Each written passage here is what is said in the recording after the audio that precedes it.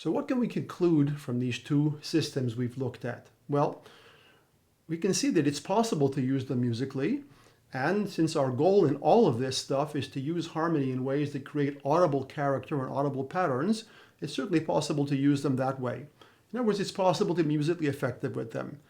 The danger is that the procedures themselves don't guarantee anything if you don't take care as a composer to make sure that what you're doing is really audible, since the system in no way guarantees audible coherence. Okay, that's up to your ear. Some people find that these ideas or these systems are interesting but too rigid. Like I say for myself, often I find my ear wants to go one place and the series or the set wants to go somewhere else. So there's another thing you can do with these procedures or these kind of ideas, and it applies to other mathematical systems too you might hear about elsewhere. It's possible to use these systems in a different way, in a less rigid way. What you do is you use the system to generate ideas and then treat the ideas as sketches to play with rather than as rigid rules. Here are a few examples of how we can do that.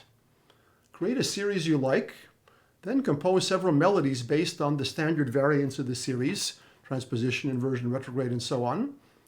You can use those melodies as thematic material, but harmonize them more freely, or using only parts of the series. The result is you're not going to feel constrained in the same way that every note has to be coming out of the series, but at the same time, you can generate ideas you might not have thought of otherwise. Here's another idea. Generate a bunch of chords or melodic ideas, or both, using a pitch class set. Explore the ideas in different tempi, articulation, spacings, and orchestration. Again, keep the ones you like, but connect them freely. Compose them into your piece in any way you want, using straightforward, normal voice leading. Again, the idea is to get you to think of things you might not have thought of on your own, but not in such a way that you feel totally constrained when you're composing. Another idea, compose a series made up of variants of one small cell. We saw an example of that earlier on. Try combining the little series, which in effect is a kind of little pitch class set, with itself in various transpositions.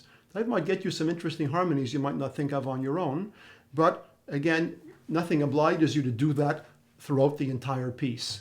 In other words, use these systems to explore things you might not have thought of on your own, instead of rigid constraints, but allow yourself to do the equivalent of non-harmonic tones, and just generally let your ear tell you where to go when you feel you want something other than what the system gives you.